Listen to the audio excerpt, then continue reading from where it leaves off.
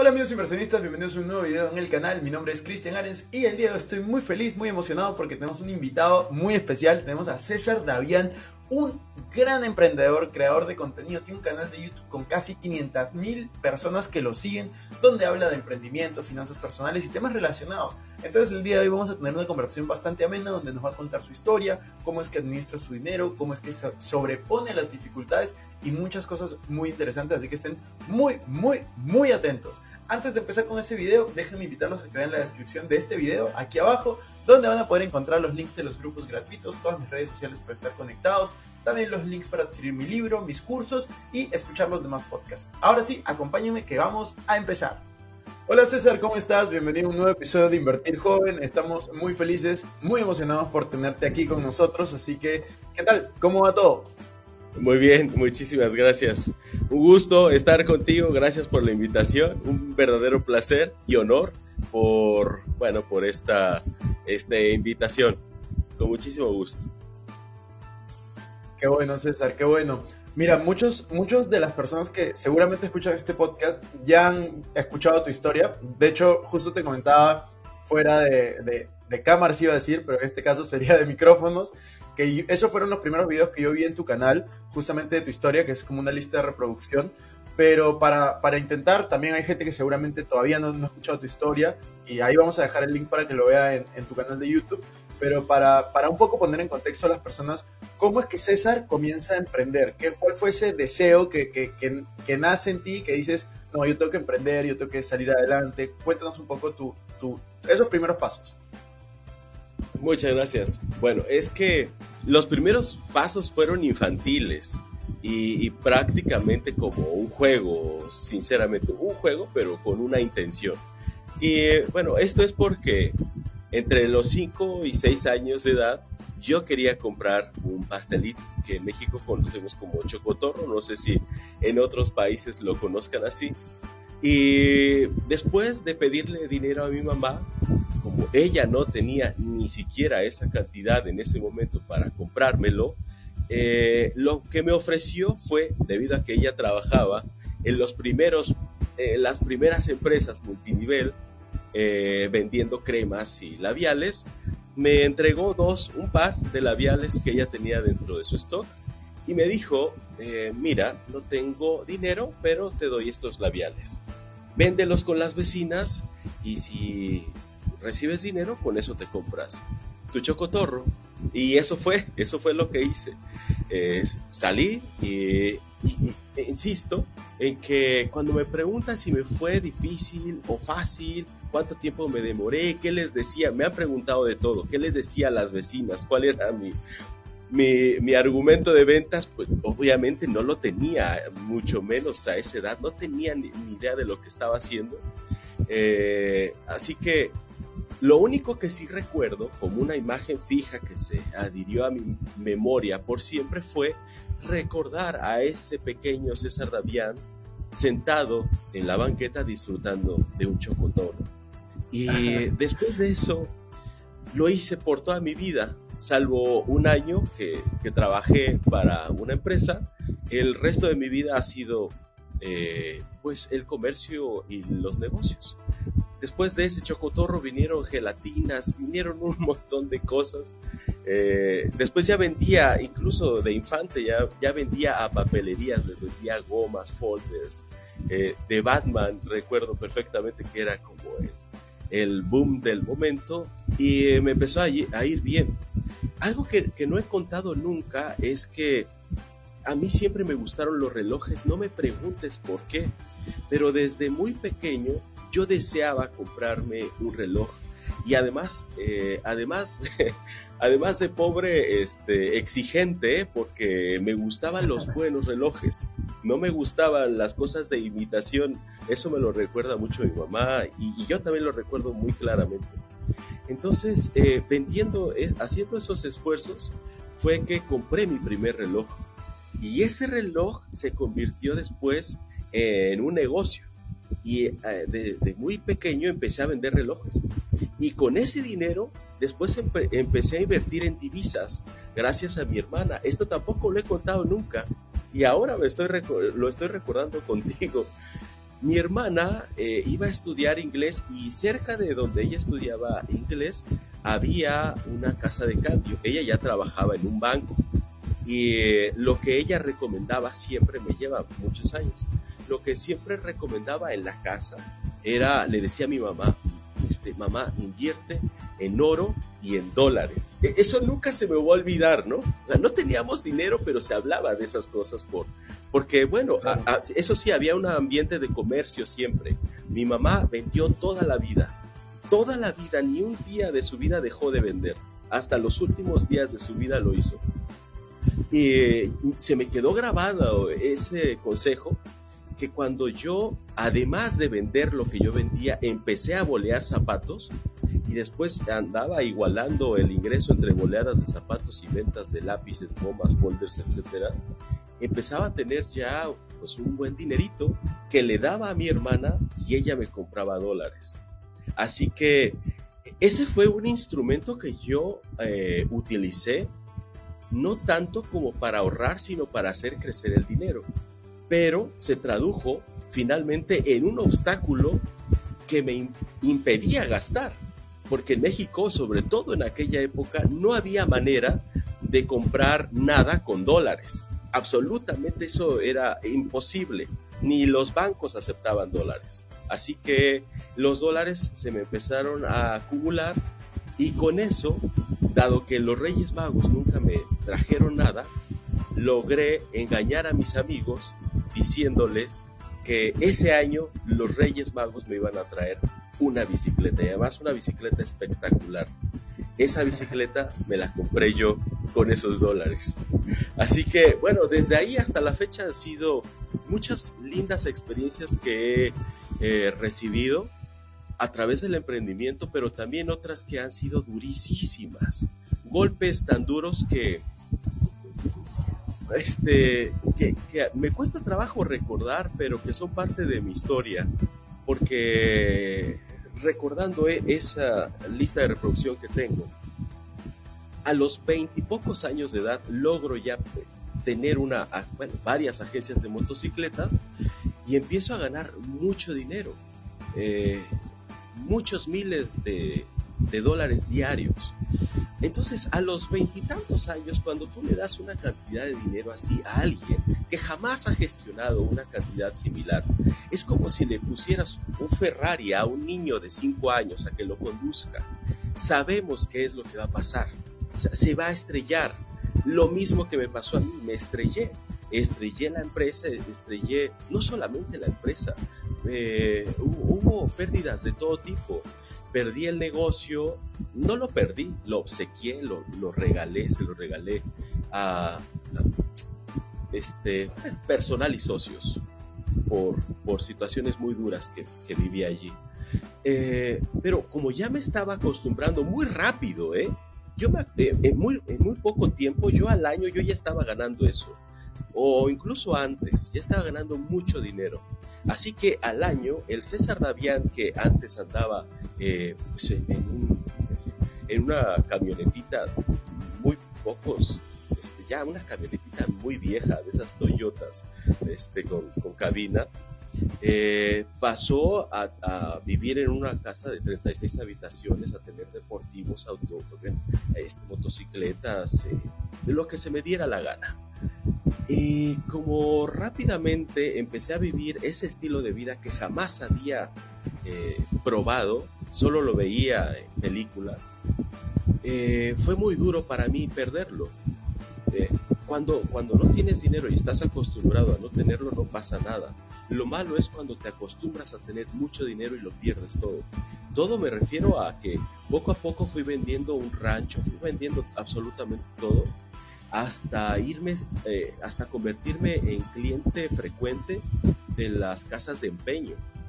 Entonces ese César Davián, que ya estaba enaltecido, que tenía el ego hasta la luna, de pronto se veía formado en las casas de empeño para empeñar lo que tuviera: un anillo, un reloj, una computadora, una cámara, lo que fuera, hasta terminar empeñando bujías de mi motocicleta, imagínate, nuevas, hasta dónde llegué por comer, porque yo recordaba hace pocos días, le decía a Viri, mi esposa, que me ha acompañado incluso en los momentos más difíciles. Ella me conoció en esa época de abundancia y después siguió conmigo cuando no tenía nada.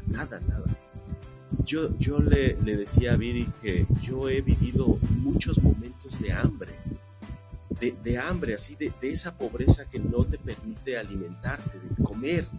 He vivido muchas etapas de ese estilo y esa fue una más, en donde después de ir a restaurantes y pagar cuentas de $2,000 con champán y tener a un tenor cantándote, bueno, después de eso, no tener para comer y estar sacudiendo la ropa buscando moneditas para ver si había algo como para comer. Y sabes que la sensación, no sé si haya alguien en tu audiencia que haya vivido la sensación de tener hambre.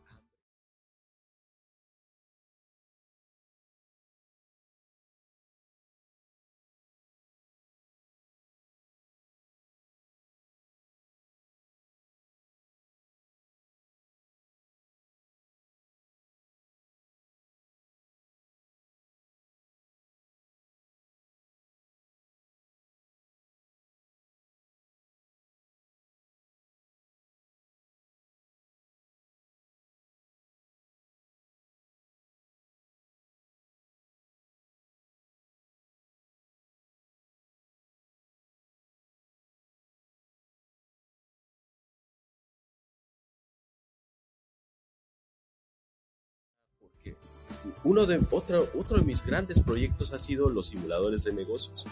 Y eso lo creé en las peores circunstancias que yo jamás haya tenido. Con hambre, con deudas. Me escondía atrás de un muro, llegaban los proveedores y yo estuve de pie un día, varias horas detrás de una columna para que no me viera por la ventana mi cobrador. Es terrible, es terrible. Viví una sensación muy difícil que sí me generó un trauma. Así que platicando con Viri en aquella época, yo le decía, estoy quebrado, pero nunca voy a ser pobre, porque para mí pobre no es el que no tiene dinero, sino el que carece de ideas. Y mi idea era el simulador de negocios. Y construí ese simulador de negocios con esa hambre, pero hambre de verdad. Cuando me dicen, ¿por qué aprendiste el tema de los simuladores de negocios? Yo les digo por hambre, y la gente inmediatamente piensa que por ambición, ¿no? No. Yo quería disfrutar una arrachera, un corte. O sea, para mí eso era mi mayor deseo, era lo único que yo anhelaba, volver a comer carne. Ya no como carne, ahora ya soy vegano, pero en aquel entonces, vaya, era parte de mi cultura y de mi forma de vivir, y era un anhelo que quería realizar de nuevo. Pero fíjate, en esas circunstancias tan duras, también, mira, cuando te golpea la vida una vez, soportas y aguantas. La cuestión es cuando los golpes son tan repetidos y con tan poca frecuencia, tan poco tiempo entre un golpe y el otro, que llega a lastimar tanto a la persona que puede dudar incluso de sus capacidades, y eso me pasó a mí. Después de incluso desear graduarme voluntariamente de la vida porque era tan fuerte esto, me dolía vivir cada día, era muy doloroso soportar tantas cosas. Se dice que cuando pierdes tu ingreso, familiares o afectos y tu trabajo, es el combo perfecto para los suicidios. Y ese combo yo lo tenía, porque también con el tema de las agencias, los lazos familiares más estrechos también se rompieron, perdí muchas cosas. Podría decirte que perdí todo, menos lo más importante que tengo en la vida hasta la fecha, que es Viri, mi esposa. Pero todo lo demás estaba devastado. Así que decidí muchas veces renunciar a mi vida. manejaba por carretera y siempre después de cada curva decía, esta curva es la mía. Así que después de ver a Viri un día llorar mucho, dije, decido quedarme. Al quedarme me refiero a este plano, por ti. Le dije, va por ti. Y ahí es en donde surgió en mí el tema de la resiliencia, porque la resiliencia no es un tema en donde te haces fuerte solo a ti mismo. La resiliencia surge cuando piensas hacerlo por alguien más. Por eso en temas de solidaridad y en catástrofes donde las comunidades se unen es donde surge la resiliencia, porque ahí es cuando uno hace algo por alguien más, y ahí decidí quedarme por el amor de mi vida. Y después de eso, y después de estar en esas circunstancias tan terribles, seguí avanzando y desarrollando el simulador de negocios hasta que por fin lo emprendí. Y 3 años después de haberlo iniciado, nuevamente me encontré en una posición de abundancia. Y ese ya fue un negocio que yo construí en función de una idea que tuve mientras no tenía dinero, porque al no tener dinero, yo decía, acostumbrado a emprender de la manera tradicional, estoy hablando de los 2000, principios de siglo. Entonces, la manera tradicional de iniciar un negocio era lo común y era lo que yo conocía. Así que yo estaba acostumbrado a vender cosas, objetos, ítems, ¿no? Así que allí, pobre y sin tener, obviamente, con la reputación tan destruida que tenía, no tenía ningún apoyo ni de inversionistas, ni de crédito, ni de bancos, ni de ningún tipo de financiamiento económico. Así que dije, la única cosa lo único que puedo vender son mis sesos, son mis conocimientos, es mi experiencia. He logrado hacer muchas cosas, sé hacer negocios, voy a vender eso. Y empecé a vender mis conocimientos a partir de revistas. Primero empecé a escribir para revistas, después para una revista, después para 2, 3, 4, 7. Empecé a escribir mucho para revistas, en las revistas además más importantes de aquella época, siendo yo alguien que jamás había escrito en su vida. Decidí que esa podía ser una alternativa que circunstancialmente se convirtió después en una fuente de ingreso, pero no lo busqué por eso, sino porque William Cohen, a través de un libro, lo recomendaba. Bueno, César, en verdad es muy interesante todo lo que nos estás contando de tu historia, y yo me identifico con muchas partes, sobre todo la primera, ¿no? De que tu mamá te incitaba primero a vender. Mi mamá también estaba en redes de mercadeo, siempre trabajaba en ventas. O sea, no se dedicaba nunca a la red, sino trabajaba en ventas, y aparte, para ingresos adicionales, estaba en alguna red de mercadeo, probando esta industria. Nunca vivió de ella. Y también me incitaba bastante a ahorrar en dólares, justo. Y ahí yo comencé a ahorrar. Creo que el primer negocio que yo pude hacer lo hice con $150, que eran los ahorros de toda mi vida a los 16 años. Entonces me identifico mucho con tu historia. Y algo que a mí me gusta mucho... ¿Qué negocio fue? Fue un negocio de pulseras, de importación de pulseras de silicona y relojes desde China, y lo vendía ahí recién estaba saliendo Facebook, estaba de moda, y lo comencé a vender por Facebook, explotó, gané mucho dinero para mí. O sea, yo tenía 17 años, 16 años cuando empecé. A los 18 me compré mi primer carro con eso, que era el carro que yo quería porque justo lo había visto en Rápidos y Furiosos, que era un Subaru Impreza hatchback. Y fue increíble. Yo conecto mucho con esa historia. Y luego la vida, en verdad, a mí me enseñó bastante, porque después de tener buenos negocios, buenos ingresos, duele muchísimo perderlos.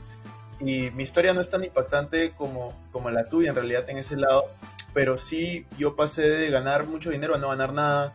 Luego tuve otro negocio, que ahí yo entré a redes de mercadeo y cerró el negocio de redes de mercadeo donde yo estaba. También fue pasar de la noche a la mañana, perder toda mi fuente de ingreso. Y Y luego de perder estas fuentes de ingresos, realmente te das cuenta de la importancia de no depender de solo una fuente de ingresos, sino tener más de una fuente de ingresos, comenzar a invertir, la importancia del dinero. Y ahí es donde yo conecto mucho con tu historia, porque yo sé que tú, después de este negocio de distribución de motocicletas, pasaste por un mal momento. Entonces, tal vez podrías contarnos un poco acerca de eso, qué fue lo que sucedió, cuál fue la importancia de la inteligencia financiera, las finanzas personales en esta situación, y si fue tal vez allí el momento en el cual tú empezaste con todo el tema de educación financiera. Luego también te voy a preguntar acerca de esa etapa difícil que tú nos comentabas, no sé si llamarlo depresión, pero que estabas por tomar decisiones, de hecho, radicales y difíciles. Entonces, nada, cuéntanos un poco. Obviamente ese momento tan fuerte para mí me hizo tomar conciencia. Es que mira, en realidad las finanzas solo son conciencia. Si tú tienes conciencia, eres consciente de tus actos, de lo que estás haciendo, te puedes dar cuenta que muy probablemente las decisiones que tomaste sobre tu casa, sobre tu auto, sobre la ropa que vistes, los accesorios, lo que gastas en distracciones, te están alejando cada vez más de ese sueño que tenías idílico de por ejemplo, tener riqueza, ¿no?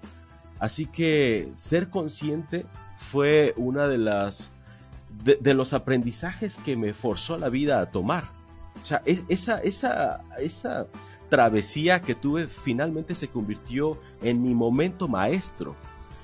Uno de mis más grandes momentos maestros fueron esos precisamente, donde aprendía a darle valor precisamente porque había perdido ya la capacidad, dudaba de mi capacidad para generar dinero, ya no llamemos riqueza, dinero suficiente como para comer. Yo recuerdo que estaba en una esquina esperando un autobús, algo que César Davián de aquella época no podía concebir, ¿no? O sea, César Davián tomando transporte público era algo, hasta la gente se podía sorprender de verme allí, ¿no? Pero después de perderlo todo, estaba en una esquina, iba a ver a la Ciudad de México, yo estaba en el Estado de México, iba a recorrer más o menos 40 kilómetros para visitar a Viri, mi esposa, y tenía que ir en autobús. Y recuerdo perfectamente que estaba en una esquina, estaba el semáforo en rojo, se estacionó un chico en un auto compacto, nada lujoso, pero con la ventanilla abajo y con el codo recargado en la puerta. Yo lo veía tan cómodo, esa escena de él escuchando música a todo volumen, con el codo recargado en la ventanilla y volteándome a ver, yo lo sentí como un ser superior a mí. Y de verdad era un auto compacto muy muy barato, pero esa escena me hizo todavía sentir inferior, porque dije, ¿cómo le hizo él para ganar dinero, para comprarse un auto y para estar así de feliz? O sea, ¿cómo se le hace? Fíjate, después de haber generado mucho dinero, llegué a dudar incluso de tener la capacidad de volverlo a hacer. Pero es lo que te decía, que cuando te golpea la vida una vez, soportas, te levantas y ya es. Pero cuando ha sido tanto, tan abrumador todo esto, y durante un periodo prolongado, yo ya estaba abatido. Así que esa escena, dije, ¿cómo le hace la gente para ganar dinero? Y pasé por otro restaurante, ya en la Ciudad de México, y vi a la gente comer.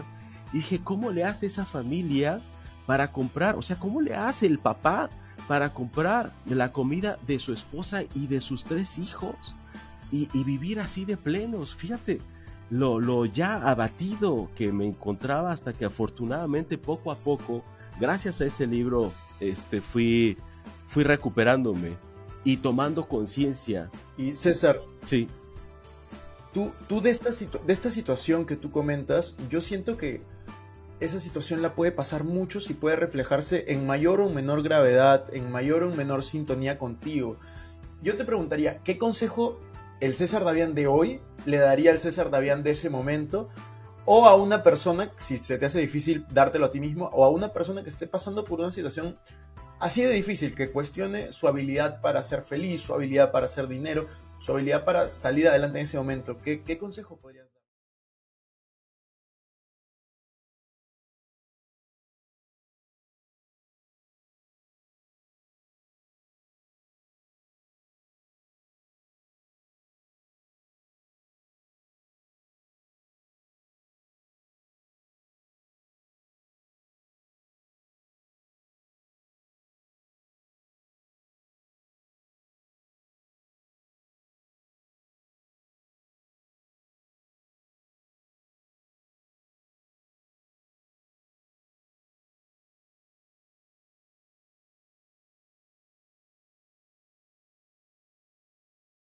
hijos, puede ser tu pareja, cualquiera que sea esa causa elevada, sosténla firmemente y adherida a todo tu ser, no solamente a tu cabeza, a todo tu ser, y resiste y continúa. Porque la vida no es dura siempre. Lo que sucede es que no sabemos cuánto tiempo va a durar cada periodo oscuro, no sabemos. Puede ser que sea breve y transitorio y ya está. Fue una transición de disolución que apenas se notó el rompimiento entre un momento y otro, pero a veces es una transición, un bloque negro largo. Cuando estés en esos bloques negros largos, solamente recuerda que es que de verdad, esta es sabiduría popular, pero es así. La noche no dura toda la vida, ¿no? Es transitoria. Lo único que necesitas es sobrevivir como lo hace la gran mayoría cuando está ante dificultades severas, día tras día, solo por hoy. Hoy haz todo lo que tengas que hacer hoy y concéntrate solo en lo único que tenemos, que es el ahora y mañana. O sea, y toma fuerzas, descansa, duerme mucho. Si puedes alimentarte, aliméntate, y bien de preferencia, porque el cuerpo también desgastado no te puede ayudar a la mente. Un cuerpo desgastado, abatido, con hambre, débil, no te ayuda en nada. Así que si tienes la posibilidad, procura primero restablecer tu cuerpo. Te va a ayudar a restablecer tu mente y darle para adelante afianzado a una causa. De todas maneras, y yo creo que hemos hablado de distintas cosas el día de hoy, de tu historia como emprendedor, luego justamente el tema de la resiliencia, cómo salir adelante. Hemos hablado también brevemente de las finanzas personales, pero algo que siento que nos falta un poco es entrar al momento actual, ¿no? Hoy en día tú eres uno de los creadores de contenido más grande dentro de emprendimiento, en español, finanzas personales, negocios en general. Entonces, si tú tuvieras que darle un consejo a una persona que quiere empezar a emprender, porque yo creo que el principal expertise que tú tienes es justamente que emprendes desde muy joven y tienes muchos años tanto de éxitos como de fracasos, que yo creo que los dos te dan muy buenas experiencias. ¿Qué consejos le podrías dar a una persona que quiere empezar a emprender? Tal vez tiene un trabajo, tal vez estudiando y quiere empezar. ¿Qué le podrías decir? Ok, bueno, ahí hay distintos contextos, depende del contexto. Vamos a hablar de dos nada más. Si tú tienes actualmente un empleo y deseas emprender, yo te sugiero que lo hagas de manera paralela. Continúa con tu empleo y solo por esto. Casi nadie ve al empleo como una alternativa de financiamiento, pero lo es. El empleo te permite a ti como empleado financiarte, autofinanciar tus propios proyectos sin la necesidad de repartir pues parte de tu empresa ante inversionistas que no sabes si realmente se van a adherir a tu causa, ¿no? Entonces, el empleo es una alternativa de financiamiento que es viable y que no tiene que dar vergüenza. Eso me ha pasado muchas veces, que algunos consideran que ser empleado es negativo, y no es así. Mientras yo trabajé, aunque fue breve mi estancia en una dirección de mercadotecnia, aprendí muchísimo. Te pagan por aprender casi siempre cuando estás en un empleo, así que si te pagan por aprender, sobre todo en una empresa importante, acéptalo. Pero no veas al empleo como algo permanente. O sea, te debe de quemar los pies todos los días estar ahí para que en algún momento decidas salir. Y la mejor manera de provocar ese ardor en tus plantas es emprender de manera paralela. Una vez que tú tengas tu empleo, allí mismo el primer día comienza a emprender para que llegue un momento en el que, una vez igualados los ingresos entre empleo y negocio, puedas renunciar a alguno, y en este caso va a ser el empleo. Ese es un contexto. Tampoco es que sea la verdad absoluta. Hay quien renuncia y que se aventura y vive las que yo, o sea, se las ve negras un buen rato y sale adelante. También si tienes si tienes las ganas de hacerlo muy intensamente, también se puede, ¿no? Uno decide si se la quiere llevar más tranquila o súper intensa. sabiendo que cuando uno habla de intensidad y cuando uno habla de pérdidas de dinero, ingresos, negocios, problemas con inversionistas, deudas, deudas bancarias, deudas con socios, bueno, es algo que te aseguro nadie voluntariamente quiere vivir. Pero si te tocó, bueno, enfrentarla con fuerza, sabiendo que eso fue lo que decidiste. Y por otro lado, si se trata de emprender, hoy la manera de emprender es muy diferente a la que se emprendía tan solo hace 2 años.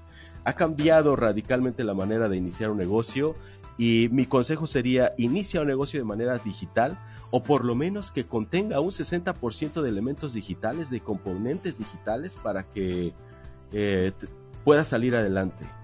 Esa sería mi recomendación. Claro que dentro de este tip soltado así al aire hace falta mucha información. Decir emprende digital es quedarme muy corto, pero ya cada uno puede investigar por su cuenta cómo es que podemos hacerlo dentro de las centenares de alternativas que tenemos para iniciar digitalmente. Sí, yo creo que antes, hace unos 5, 6, 10 años, la gente veía esto de ganar dinero por internet como algo utópico, súper difícil, y creo que hoy es algo, está mucho más normalizado. Creo que todos conocemos a alguien que vive por ingresos por internet, más allá de su youtuber favorito, podcaster, lo que sea. Yo creo que conocemos gente que vive de esto y es increíble porque el mundo está avanzando a pasos agigantados, y yo siempre digo, ¿no? Si tienes un celular inteligente, más vale que sea inteligente porque también te ayuda a hacer dinero o a mantenerlo, ya sea ahorrando, invirtiendo, que es solo diversión y entretenimiento. Y de hecho, parte de eso es también el cambio que tú estás generando. Tú eres un creador de contenido positivo, de educación financiera, de educación empresarial en general, y hay muchas personas que probablemente te siguen y quieren ser también creadores de contenido. ¿Tú qué opinas de una persona que quiere ser creador de contenido? ¿Qué le podrías decir? ¿Qué consejo podrías darle a una persona que busca ser creador de contenido? Bueno, primero que se atreva, porque es una de las alternativas más viables que conozco, Sinceramente, es la que menos riesgos tiene, pero no es que sea fácil. Esto es, mira, lo voy a decir claro, ser creador de contenido, hablando a título personal, esto es totalmente subjetivo, ¿no? Y sesgadísimo, porque lo estoy diciendo yo desde mi experiencia y nada más. Pero considero que para mí es una de las cosas más complejas a las que me haya enfrentado en toda mi vida. Así te lo digo. Contra todo lo que he emprendido, ser creador de contenido para mí ha sido el desafío más importante al que me he enfrentado. Pero que también más satisfacciones me ha dado y también menos problemas de ese tipo. O sea, afortunadamente, desde que me fui por este lado, jamás volví a tener hambre. Todo lo contrario. Me tardé 30 años para encontrar el camino, este camino que me permite hoy vivir la vida que siempre soñé, voltear y ver un paraíso y vivir en él, salvo los 40 grados a los que me enfrento todos los días, pero que se sobrellevan si se vive adecuadamente. Así que primero es que se atrevan, que tomen la decisión. Sabes que nos da mucho miedo enfrentarnos al público, pero es que es así. El segundo miedo más importante que tiene el ser humano después de la muerte es enfrentarnos a un público. Así que es totalmente comprensible. Dentro de los cursos que yo doy, te voy a decir sinceramente, el 80% de quien los toma, que aparentemente ya decidió ser creador de contenido, se frena y no lo hace. Bueno, por dos enemigos que menciono frecuentemente: el miedo y la vergüenza. Nos da miedo y nos da vergüenza. Una vez vencido esto, que además, afortunadamente, para crear contenido no te tienes que aventar venciendo absolutamente todos tus miedos. Puedes ir paulatinamente creando contenido donde te parezca más placentero, donde por lo menos al principio puedas controlar un poco más. Es decir, si de plano no quieres mostrarte frente a la cámara, crear contenido lo puedes hacer a través de un podcast, por ejemplo. Entonces, ¿de podcast? Sí, puede ser desde podcast. También puede ser YouTube. con videos de Storyblogs, por ejemplo, ¿no? O sea, hay muchos canales Claro, de YouTube animados. que no se muestran, jamás salen a cuadro, pero que tienen millones de vistas y les va increíblemente bien. También se puede. Ahora, la segunda pregunta que tendríamos que formularnos es, si decides hacerlo en el anonimato, en realidad lo que estás decidiendo es no tener una marca personal. Y esa es otra disyuntiva entre crear solamente un negocio o desarrollar una marca personal. Y yo siempre recomiendo enfrentarnos al público y desarrollar la marca personal, que se va a establecer en mayor medida y con mayor engagement cuando uno da la cara. Porque te conocen, porque te ven, porque se puede establecer ese vínculo de confianza entre audiencia y tú. Pero si no te muestras, difícilmente se puede lograr eso y solamente vas a tener vistas y solamente estarás generando revenue a través de las vistas, pero no estás creando ni una personal y mucho menos una comunidad en torno a ti. Así que bueno, esa sería la segunda disyuntiva que yo recomiendo. Que inicies cómodamente, tampoco quiero que sea esto terapia de shock. Puedes iniciar cómodamente y después, claro, de manera paulatina y progresiva, puedes ir migrando a Instagram, a Facebook Lives, a TikTok, que es sensacional. Y que por cierto te vi en TikTok, felicidades, estás creciendo durísimo allá.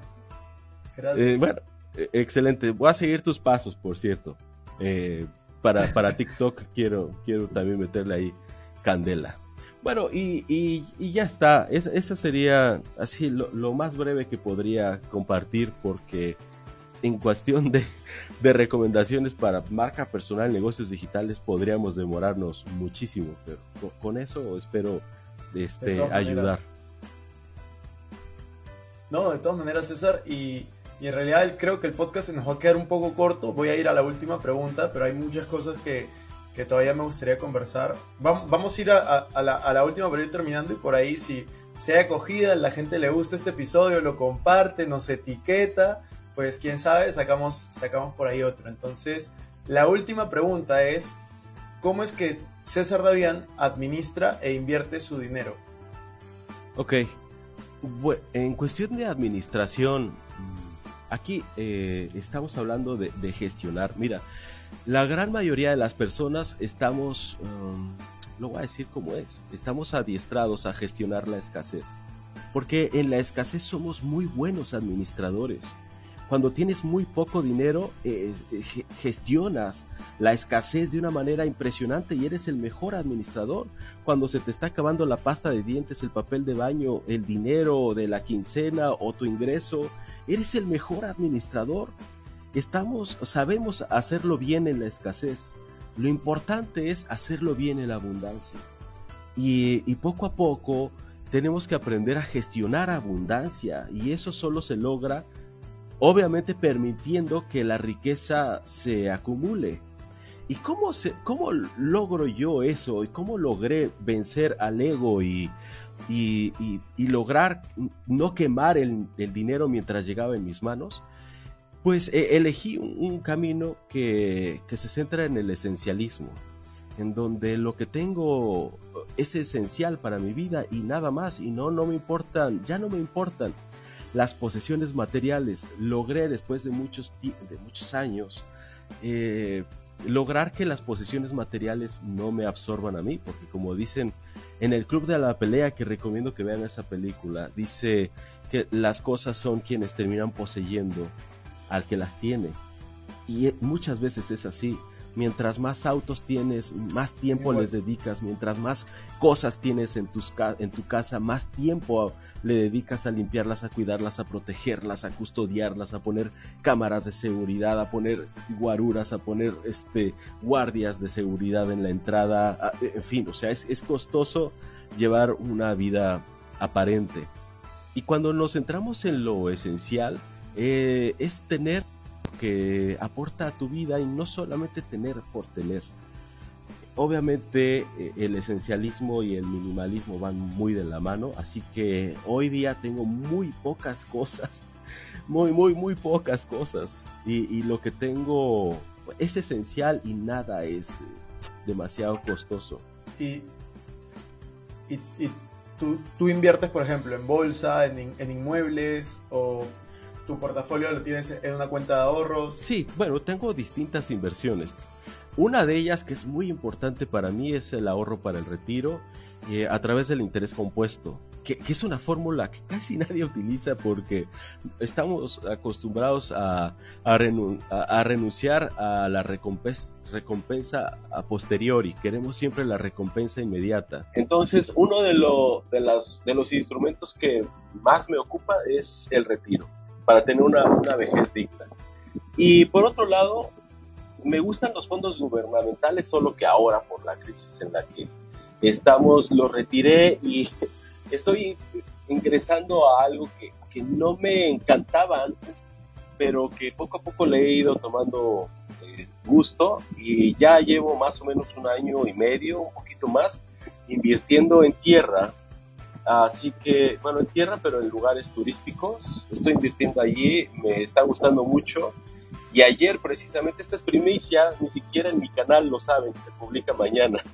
Pero ya mañana empiezo a publicar porque estoy haciendo un pequeño desarrollo. Mira, sin querer, yo no había querido ingresar a bienes raíces inmuebles, pero ya estoy en ello, así que, pues mira, no lo sé, tampoco lo estoy viendo como que mi vida dependa de este nuevo negocio. Lo estoy haciendo sinceramente por diversión, y siempre me ha gustado el tema de arquitectura, y ahora estamos ahí iniciando un nuevo proyecto inmobiliario en un lugar turístico, y a ver qué tal, jugando, totalmente, jugando, no espero nada, y eso también es algo que me ha gustado mucho, que por cierto fue una lección en una película de apuestas que decía que no hay que arriesgar lo que no estés dispuesto a perder.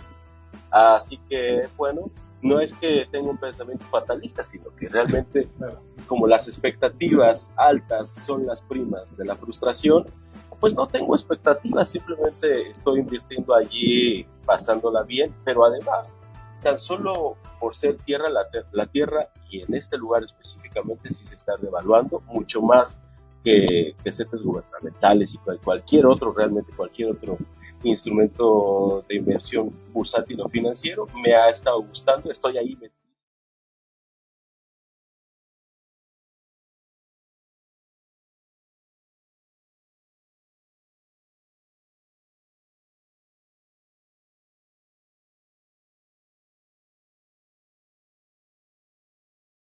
Espero que no sea la última vez. Creo que compartimos bastantes temas en común dentro de nuestra historia, y tenemos una misión ahí de cambiar las vidas a través de la educación financiera, el emprendimiento y este mundo de los negocios digitales en general. Así que nada, muchas gracias por estar aquí con nosotros. ¿Algo que quisieras decir para cerrar este episodio? No, nada más agradecerte por la invitación, por esta consideración. Tu audiencia no sabe, pero yo tuve dificultades técnicas que ustedes me han ayudado a resolver. Muy agradecido.